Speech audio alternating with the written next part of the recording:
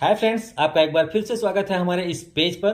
Friends, आप जानते हैं कि इस मनुष्य जीवन में लोगों के पास परेशानियों का पूरा एक अंबार होता है और उन परेशानियों से हमें दूर करने के लिए ईश्वर द्वारा कई सारी ऐसी योजनाएं होती हैं जो कि हमें परेशानियों से दूर करती हैं, पर इंसान को भरोसा थोड़ा कम होता है। तो इसी से रिलेटेड आज एक छोटी सी कहानी आपके सामने मैं लेकर प्रस्तुत हुआ हूँ।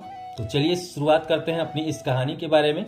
एक बार की बात है, भगवान नारद को आप जानते हैं कि वो हर जगह विचरण करते रहते हैं। वो एक बार पृथ्वी से भ्रमण कर कर विष्णु लोक पहुंचे और वहां पर जाके उन्होंने कहा, हे प्रभु, जो लोग धरती पर आपकी पूजा करते हैं, अर्चना करते हैं, जो लोग आपको मानते हैं, आप में आपकी भक्तिमय धारा में बहते रहते हैं, वो लोगों को मैंने देखा, वो लोग काफी धरती पे परेशान हैं। लेकिन जो लोग नास्तिक हैं, जो लोग पूजा पाठ नहीं करते, आपको याद नहीं करते, उन लोगों को मैंने देखा कि वो काफी ज्यादा खुश हैं, काफी तरक्की कर रहे हैं। ऐसा क्यों? तो भगवान विष्णु ने कहा कि ठीक है, चलो मेरे साथ, मैं तुम्हें पृथ्वी का एक बार और भ्रमण करवा के लाता हूँ। और दोनों ने साधु का रूप धरा और दोनों पृथ्वी पर चले गए। और जाते ही एक व्यापारी के घर वो पहुंचे, दरवाजे को नॉक किया।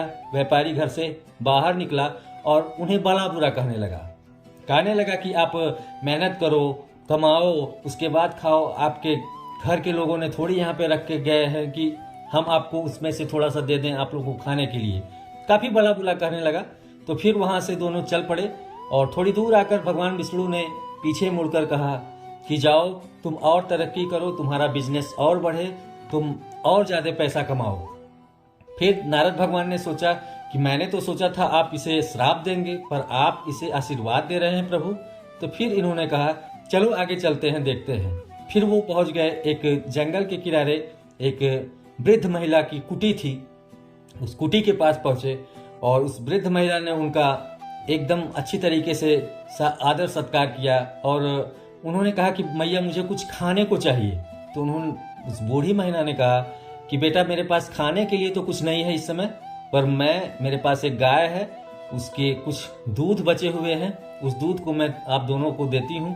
तो उन्होंने एक एक गिलास दूध उनको बैठाया, दिया पीने को, और उन दोनों ने उस दूध को ग्रहण किया और ग्रहण करके वहां से चल दिए। और थोड़ी दूर वापस आने के बाद भगवान विष्णु फिर पीछे मुड़े और कहा, आपकी ये गाय चल बसे। तो फिर नारद भगवान को थोड़ा गुस्सा आया।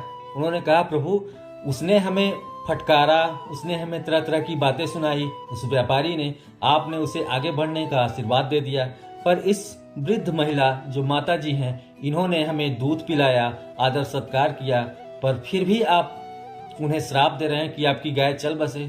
तो भगवान विष्णु हंसते हुए बोले कि नारद, आप जानते हैं कि वो व्यक्ति पैसे के बारे में सोचता है, वो व्यक्ति अपने केवल बिजनेस के बारे में सोचता है, और मैं ये नहीं चाहता कि उसे मेरा धाम मिले। इसलिए मैंने उसे खूब तरक्की करने का, खूब पैसे कमाने का आशीर्वाद दिया, क्योंकि शास्त्रों में लिखा है कि जो व्यक्ति अपने अंत समय में जिन चीजों के बारे में सोचता है, वो अगले जन्म में उन्हीं चीजों से ग्रसित होता है। और मैं चाह रहा था कि अगले जन्म में सर्प बने और किसी खजाने के नीचे दबा रहे।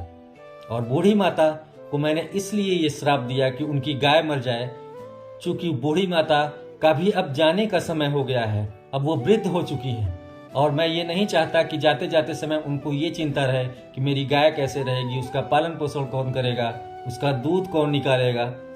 वो केवल मेरा सुमिरन करें, जिससे उन्हें मेरा धाम प्राप्त हो और उन्हें इस मानव जीवन में घूमने से छुट्टी मिल जाए। तो नारद जी हंसे और प्रभु को धन्यवाद किया। तो फ्रेंड्स, हमें हमेशा इस दृष्टि में सोचना चाहिए कि प्रभु हमारे साथ हैं। आपने कई ऐसी कहानियां, हिरण्यकश्यप की कहानी, भक्त प्रहलाद की कहानी सुनी होगी। उसको सुन के हमें लगता है कि ईश्वर हर जगह होता है।